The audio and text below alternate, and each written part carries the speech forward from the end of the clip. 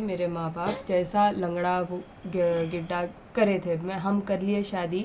उसके बाद से उन लोग महफ़िल में भरी महफ़िल में उन्होंने मेरे को मेहर के पैसे दिए। उसके वलीमे के दूसरे दिन उन लोग ले लिए पैसे। और मेरे शौहर की एज भी झूठी है, ये बोल के करे 27-28 ईयर्स के बोल के, उन्होंने निकले 40 के अबव, और मैं 23 की ईयर्स की हूँ। उसके बाद उन्होंने दुबई लेके गए मेरे को हनीमून पे। मेरा सोना दियो बोले, वो सोना उन्होंने बेचे, रहन कराए, क्या है मेरे को नहीं मालूम। वो बेच के ले लेके गए मेरे को उन्होंने। वहाँ पे भी जाके कोई सही से मेरे साथ बदतमीज़ी से ही रह रहे थे, उन्होंने गलीज़ तरीके से ही रह रहे थे।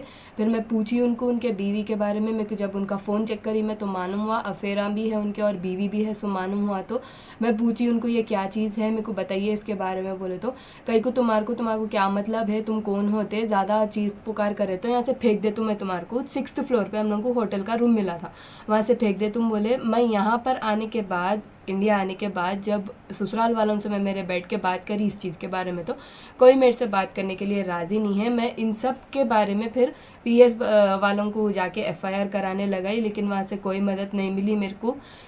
SHO साहब किसी से भी कोई मदद नहीं मिली मेरे को। मैं CP साहब से, रेवंत रेड्डी साहब से, कमिश्नर से, हर किसी से, मैं असदुद्दीन साहब से, कौसर मोइनुद्दीन साहब से रिक्वेस्ट कर रही हूँ। मैं लाचार हूँ बहुत, मेरे ये ससुराल वालों को रिमांड कराइए, अरेस्ट कराइए, बहुत ज़रूरी है। ये लोग फिर से धोखे में रख के दूसरों से भी फिर इसकी शादी करा देते। इन्हें ऑलरेडी बहुत गलीज़ आदमी है, बहुत कैरेक्टरलेस आदमी है ये। हुक्का होना उसको और बच्चियाँ होना उसको।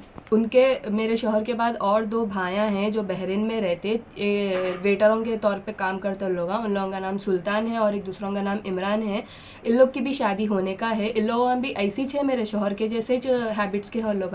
कल के दिन अगर कोई बच्ची दे रहे तो आप लोग मत दीजिए, दरियाफ़ी करिए। एकदम खिले के रिश्ते आ रहे तो सब बॉयकॉट करो आप लोग, बैन करो खिले के रिश्तों को, बिल्कुल मत दो वहाँ पे आपकी बच्चियों को। जान प्यारी है, बच्ची प्यारी है अपने को, लेकिन ये ऐसे लोगों में पड़ जाना। जैसा मैं बहुत बच बच के निकल के आई, रोज़ मेरे पे जुल्म होता था, मैं कैसा रहती थी मेरे को मालूम।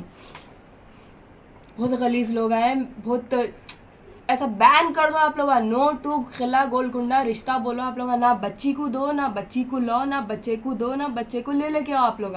प्लीज़ ज़रा माँ बाप अपने बच्चियों को सोच समझ के, जल्दबाजी में नको करो। जब तक पूरी दरियाफ़ी तक आप लोग नहीं उतर जाते, हर 10 दिन आप लोग बिता दो, 1 महीना बिता दो, लेकिन रिश्ता यार मत करो आप लोग। दरियाफ़ी करो अपने बच्चियों की शादी। मेरे को यही अवेयरनेस देना था।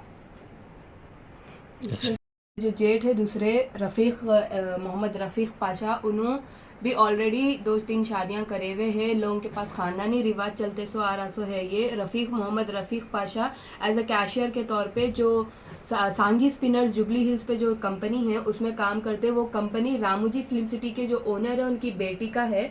और हमारे जो सबसे बड़े जेठ है मोहम्मद तौफीक अहमद, उन्होंने RPF में ASI की पोस्ट पे रेलवे में काम करते, गुंटकल आंध्र प्रदेश में। इन लोग सब मिले हुए हैं।